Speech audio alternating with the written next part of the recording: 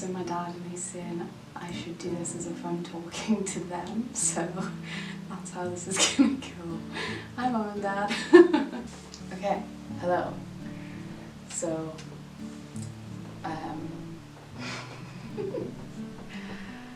okay, so I just wanted to film a little video about, I say a little, it'll probably be quite long because I talk a lot and I've got a lot to talk about. Earlier this year I travelled Portugal for about 3 weeks. I'm only doing this now because my dad told me to do it, honestly.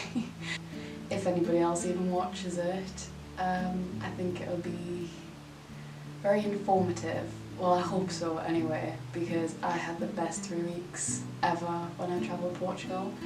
I still think about it every single day.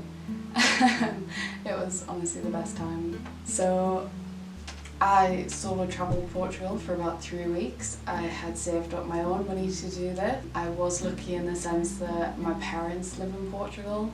Pensioners in Portugal on YouTube. Go and watch them, or you probably came from their videos anyway, but hey ho. Yeah, I am lucky in the sense that they were there as well. So, but ever since they moved there, Portugal is just a special place to me now. It feels very homely. Most likely because my parents are there, but it just feels homely now and I really enjoy that, so I always felt safe there. So yeah, how I travelled Portugal for 3 weeks. 3 weeks might not be a lot of time to some people, but it's the amount of time that I could get off work. Since finishing uni, I basically work full time now. I hate it, but you've got to do what you've got to do, I guess. But anyway,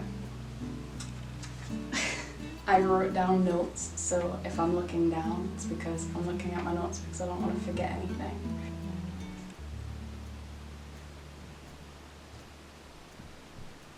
I'm just trying to listen if my brother's coming. Okay. So my trip started on the 15th of March. Yes, my first stop was Madeira. So I went to Newcastle Airport and then I got a plane to Bristol Airport. I had like a 7 or 8 hour layover in Bristol Airport, which was a killer, but obviously it was the very beginning of my trip, so I was still excited. And then from there flew to Madeira Airport. But when I was researching for this trip, everyone was like, oh my god, Madeira Airport is so scary because of the landing strip for the planes is you basically look like you're coming into the sea.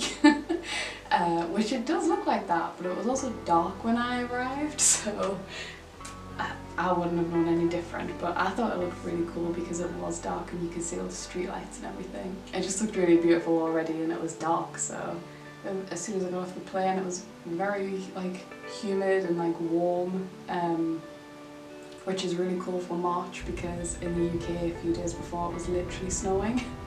To do this sort of cheaply, I only flew with budget airlines. I think I flew with EasyJet and Ryanair for all my flights, I'm pretty sure. I also only had carry-on, so I had the small carry-on bag and then I had the next size up carry-on bag. I didn't take any checked-in luggage, and that was enough for me. I've got a big backpack and I had a little backpack as well, and I think I might have hidden a bum bag under my jacket or something. And I can't honestly remember how much the flights were, but I think those 2 flights, not that much.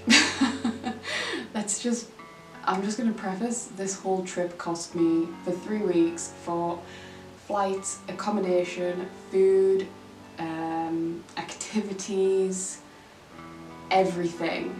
It cost me about £800. That might be a lot to some people, that might not be a lot to some people. It was my first solo trip, longer solo trip. So I was still testing the waters, but yeah, I'd saved all this money up by myself. I worked very hard for it, so I was very excited. next, so the hotel that I stayed at in Madeira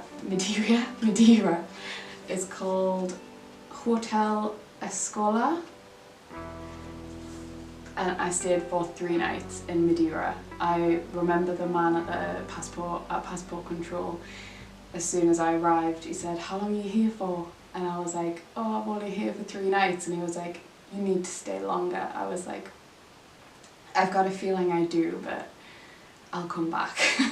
And I would go back. It was beautiful. But my hotel was I don't know, maybe half an hour drive from the airport, probably less, I think 25 minutes. And it was an hour walk from Funchal, which is the city centre in Madeira. So yeah, as soon as I got to the hotel, I called my mum and dad. And I literally remember this because I just think about it all the time. I literally called mum and dad and I was just like, "I'm so proud of myself. Like, I've just done this all-day travel journey solo, and even on the plane I was talking to people, and I always thought myself as a very introverted person. But yeah, I was like talking to a woman on the plane and she was like, "That's really brave that you're doing a solo trip." I thought, is it? Like, people do it all the time, but I guess it is brave because not a lot of people would have the confidence to, I guess. I was very proud of myself that I'd got there and I did it, and there was no hassle or anything, because I'm a very prepared person. I'm very organised in situations like this, big trips and stuff. So yeah, I was very organised and I was very happy that it went to plan. So I'm now in Madeira. Day 1, I just explored Funchal. There's an hour walk to the city centre, and that took me through. It was just through like loads of like little neighbourhoods and stuff, to be honest, but it was honestly insane. The Madeira island is so beautiful. Like, pretty much anywhere you look, if you're near the coast basically, but it's a very small island. Everywhere I went pretty much you would see the coast, like you would just see the sea, and it was like you felt quite isolated, because you could just see the water everywhere, and you couldn't see anything other than that, and it was very insane. And there was banana plants everywhere, and because Funchal is in the south, and I think they said that the south is for where they grow the bananas, and then the north is for where they grow the grapes or something. I don't fully remember, but yeah, so there was lots of banana plants everywhere, and I thought that was really cool as well. What else did I do on day 1? I explored Funchal. There was, at this point of the year, which was March, it wasn't packed full of tourists, which was obviously really nice. That's probably how I got quite cheaper as well. Go when it's not peak season, because then you'll get things a little bit cheaper. I got lunch at this vegetarian restaurant called Plano D. I literally just found it on Google Maps. Then when I got there, they were literally lovely to me because they were sort of off on a side street, but they were still so close to the city centre. Like, I thought it would have been packed, but the only people I saw there otherwise were Portuguese people. They all spoke Portuguese, and yeah, they were lovely. And when I was just leaving, they were like, "How did you find us?" I was like, "I just found you on Google." They were like, "Oh, because we're trying to promote ourselves more." Like, so I don't know, I thought that was really cool. I had the special, I think it was of that day, which was a curry, and it was really good. I also had a raw brownie, which was unreal. Like, I remember the taste of that brownie. Oh, good. Like, oh my god, it was just absolutely unreal. And I also had a coffee, which was very good. I spent the rest of that day at the pool, because the hotel that I was staying at actually had a pool as well.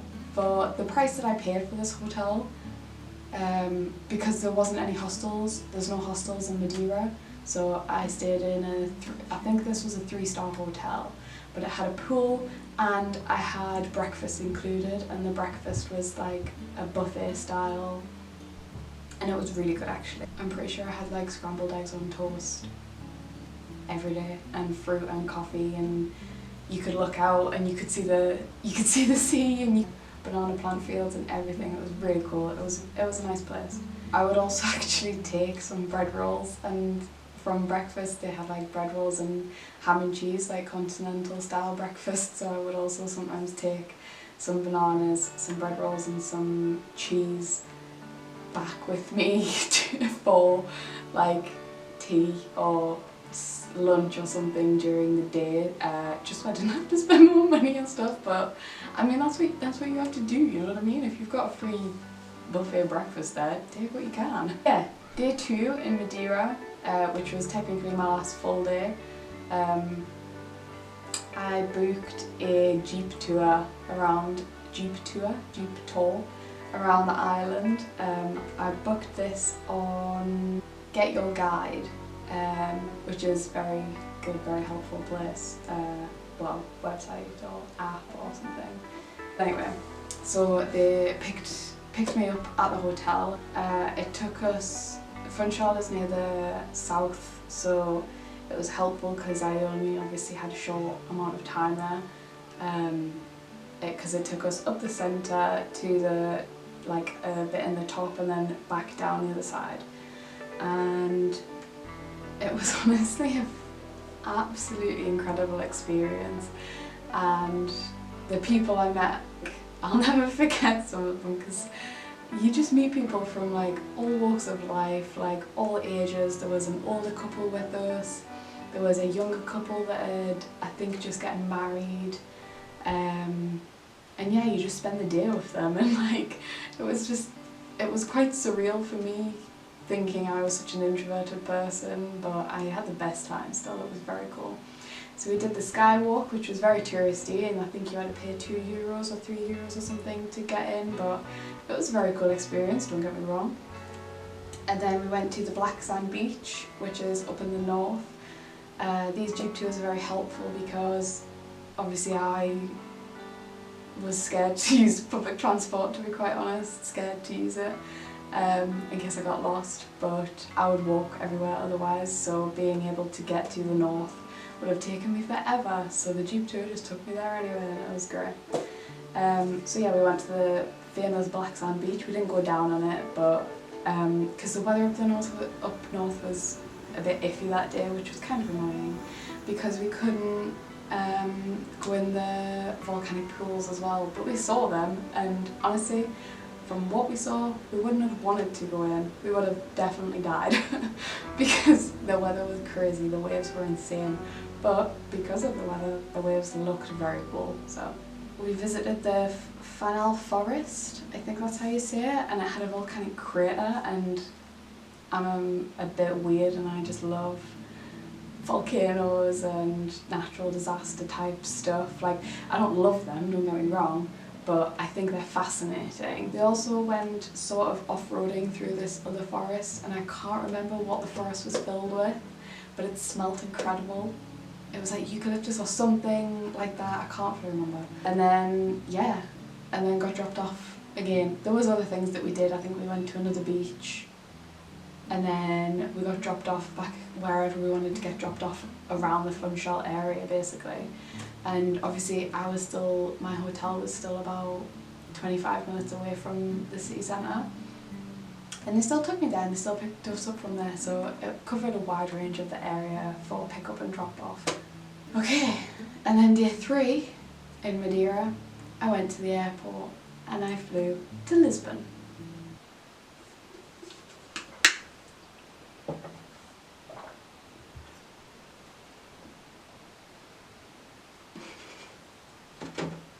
Thanks, Dad. Okay.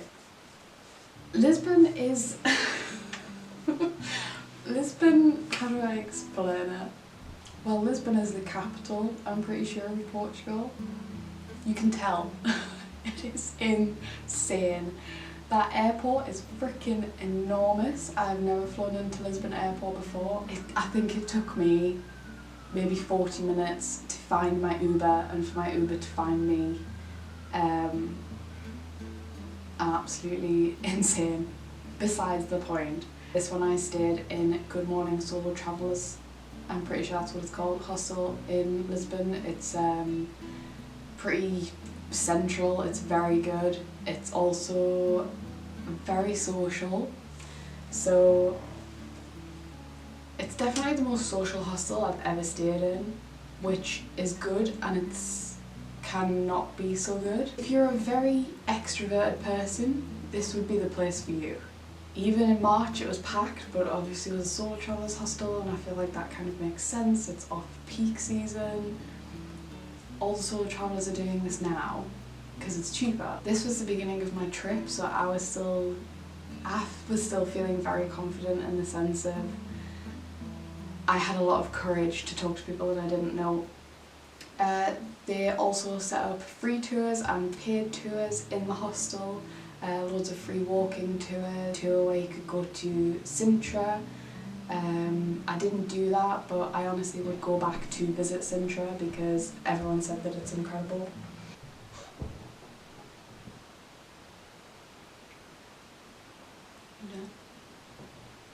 A quick tip for solo travelling more cheaply. Stay in hostels. Honestly, I don't have a bad thing to say about any hostel that I've stayed in. In this hostel there was curtains on the beds, which is always helpful. I think this one I stayed in a 2, 4, 6, 8, 10 person room. I had no issues. If you've got earplugs, just put your earplugs in and it's absolutely fine. You could also pay a slight premium when you get to this hostel, which gives you free meals, breakfast, lunch and dinner, and free drinks. So you could get either free beer or free sangria. You could get free beer or free sangria every night. All the food was like homemade, house-made. You could watch it being made in the kitchen. You could choose it if you were vegetarian or vegan or something like that.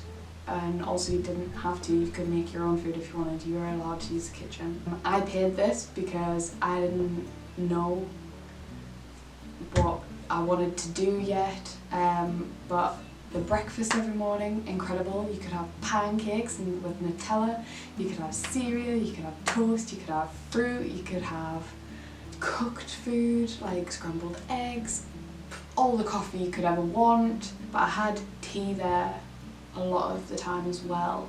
Oh my god, the chefs there, or like the people that cooked there, absolutely incredible, good. And they cooked like Portuguese traditional dishes as well sometimes. I'm not really a big drinker as well, so I mainly bought the premium for the food. It fully justified everything that I had, so I think it was very cool, very worth it for sure.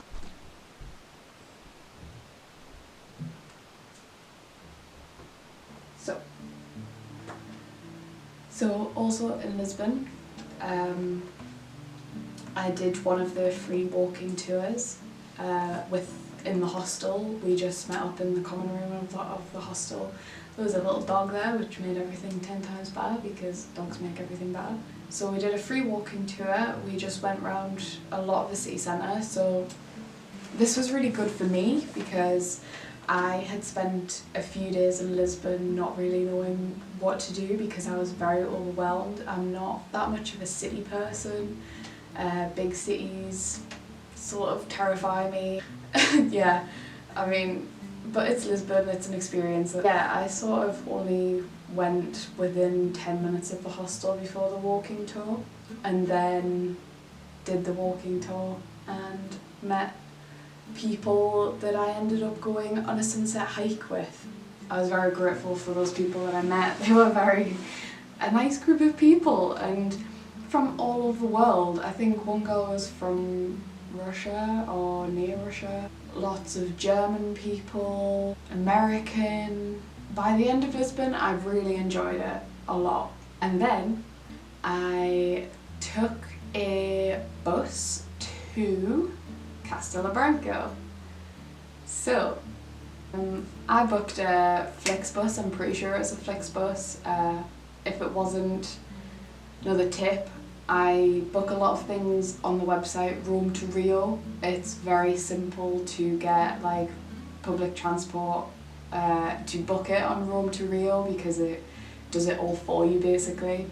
It basically takes you through the journey and then it takes you to the website to just book the actual tickets. But it does everything for you basically, and it's very simple, very easy to use. My bus to Castelbranco from Lisbon, I think it did cost me less than €8. I think it cost me about 6. Very cheap, very good for money and everything. The reason I went to Castelbranco is to meet my parents. Hello, Mum and Dad. Miss you.